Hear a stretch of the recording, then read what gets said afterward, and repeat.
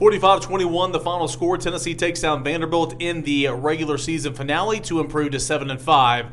And again, conclude Josh Heupel's inaugural regular season here on Rocky Top. I'm Eric Kane with Ben McKee and Austin Price. Guys, kind of a waste of time. I mean, it kind of was what it was, right? Tennessee played maybe, a C ball game, and still beat the crap out of a team that was far inferior here tonight. Ben, kind of some big takeaways you have from this football game. I just thought Tennessee came out here and did what it was supposed to do, and won on a night where it wasn't playing its best. Just a ho-hum evening at Neyland Stadium, and nothing wrong with that. You only get a select few days in Neyland throughout the year, so even these type of games are joyful for the fans, and it should be. But I just thought it was a ho-hum performance.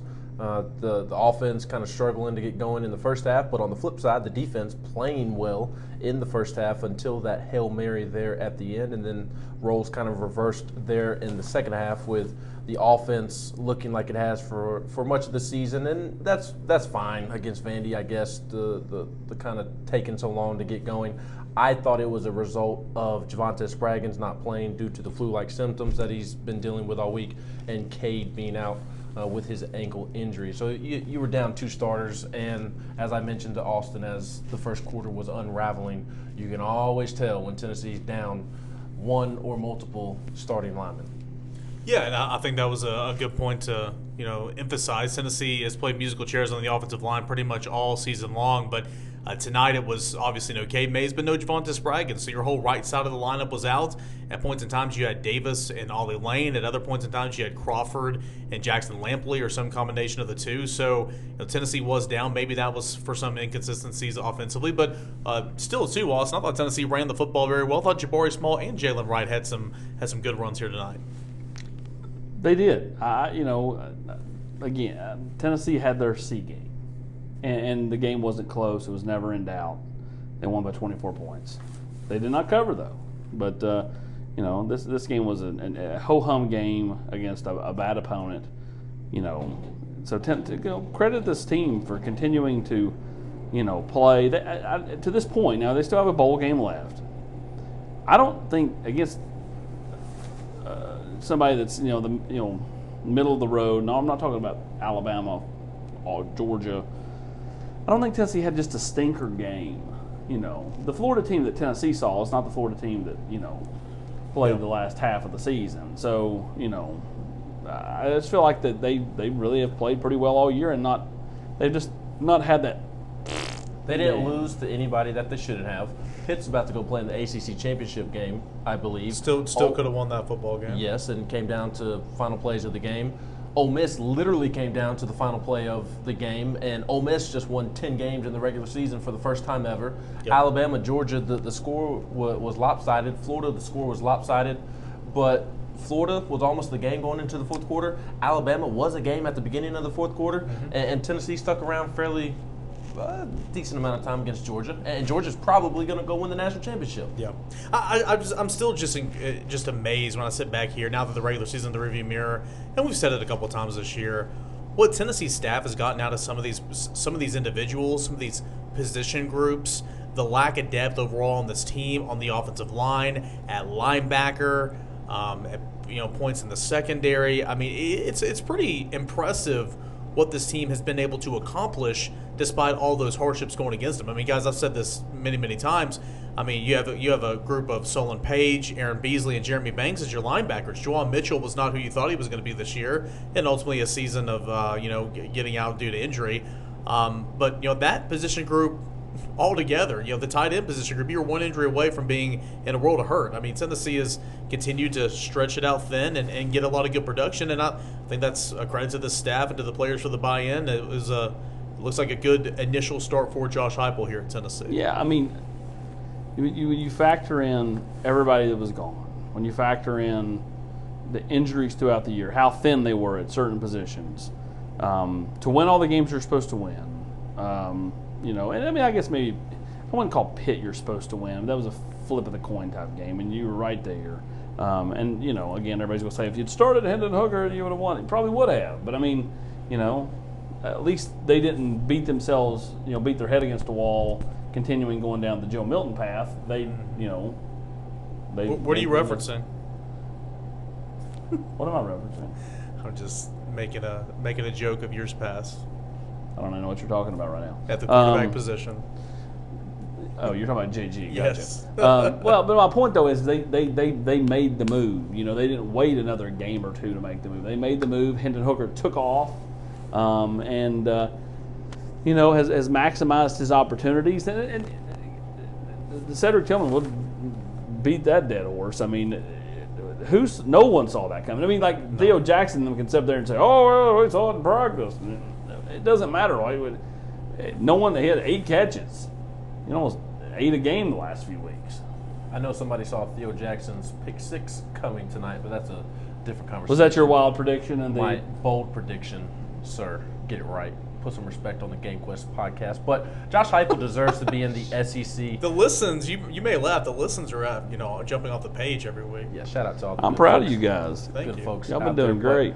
But, Tennessee fans should be equally as proud of Josh Heupel. And not to ruffle feathers, but Sam Pittman would be my SEC Coach of the Year, quite frankly, and that's another conversation for another time. But Josh Heupel is in the running, and I do think he is deserving, absolutely, and should be top 2, top 3. To me, I think the conversation should center around Sam Pittman, Kirby Smart, and Josh Heupel. Those 3 coaches have had the most impressive. Gotta throw coaching Lane in jobs. there, too. I think you have to throw Lane. They've never won that's 10 true. games ever. Gotta throw Lane in there. I'd throw him in there as well. I don't want to go down this rabbit hole, but I think Sam Pittman Who's done more with less, and that would be Josh Heupel.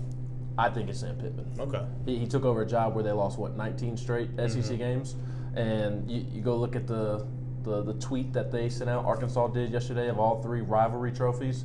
And going 8-4 in the season. So again, that's a different conversation. Don't want to go down that rabbit hole. My point in bringing the SEC Coach of the Year stuff up is that Josh Heupel and this coaching staff have done such a tremendous job that he absolutely should be towards the top of the conversation and have a lot of votes thrown his way. All right, so Tennessee beats Vanderbilt. We know that. Easy money, 45-21. Austin, you've been doing this a lot longer than me and Ben have. You're now entering bowl season, okay? The schedules, coaches are going to get out and go in homes and recruit next week. The kids will focus on taking finals before, starting bowl practices. A lot of things can happen between then. You're going to see seniors decide to go on to different avenues. You'll start seeing players enter the transfer portal before Tennessee plays another football game. Kind of what's your expectations for this next phase of the football season, which is not really the end but almost the end? Well, for this group, I think tonight was the end for seniors. Okay, Yeah. like they have another game to play, but the bowl game is different than your final game at Neyland. So, and had Tennessee played their final game at Neyland 2 weeks ago, that's when it would have kind of ended, because it's just different. Your final game at home versus your final game, and so they'll, no matter who they play, no matter where they play, they're going to want to go out a winner. But it does shift a little bit, and you'll see them. It becomes a little more laid back. Like you're trying to get to a bowl game. Okay, now you're to the bowl game. You get the bowl gifts. You get the trips. You get the going out with your friends. You do all the different stuff. So it changes a little bit. But this group's, again, the best thing you can say about them, they've been motivated all year. They'll be motivated for the bowl game. I'd be shocked if they're not, no matter where they are, whether that's Nashville or Jacksonville or Tampa or Charlotte or wherever. I think they'll be. They're not going to Memphis. I don't care if the Liberty Bowl is I there or had a not. Liberty Bowl pamphlet at my seat. Awesome price. That's great. Get the guys pass that out. They were sitting down the road from you. And so, but the point being is, they'll be ready, in my opinion, just based off this group of kids. They'll want to go out winners, and so the biggest attention is for the recruiting side of things. Yeah. The next 2 weeks, coaches are going to be out on the road starting Monday. Josh Heupel will be out. He'll be out in the state. And an 8th win would be absolutely huge. I know Heupel will be out on the road before the 8th win were to come, but That's 7 right. wins, that's impressive. Heupel talked about it tonight post game, but man, 8 wins to sell after the offseason that they had, that'd be huge for recruiting. Oh, it would. Now, I'll say this. Depending on who all comes back, like the expectations next year, will be skyrocketed But the problem is like you still have to replace some really key guys, like Theo Jackson. Oh, yeah. You got to replace a guy like that. But hey, guess what? A year ago, no one would have expected Theo Jackson to play the way he did this year. A year ago, nobody would have talked about, Jeremy Banks being decent at linebacker. No one would have talked Matthew about Butler. Matthew Butler's year, or even a guy like Darnell Wright. I mean, no one, everybody had kind of high hopes still because the whole recruiting aspect, former 5-star, blah blah blah. But he hadn't done it and consistently. I thought he had a great year. Yep. He wasn't talked about, which means for a left tackle, you had a great year. Especially left tackle. And was healthy. Yeah. Think about it. He never went down. Again, I saw him. I was right next to him on the field after the game tonight, and it just we've said this before, but again, he's done a nice job of getting in shape. I mean, he just looks thinner. He looks so much thinner, and you gotta be thin to play on the island out there on the edge of the offensive tackle. So, to your point, recruiting is going to be huge. You're gonna have to replace and all that type of stuff as Tennessee continues on looking towards a bowl game before really getting into the second half of kind of the academic year with off-season workouts. So Tennessee wins it big over Vanderbilt, 45-21, and we'll have plenty of recruiting coverage tonight, tomorrow, and on through the next week here at VolQuest.com. For Austin Price, Ben McKee, I am Eric Kane. Again, final score: Tennessee defeats Vanderbilt by a score of 45-21.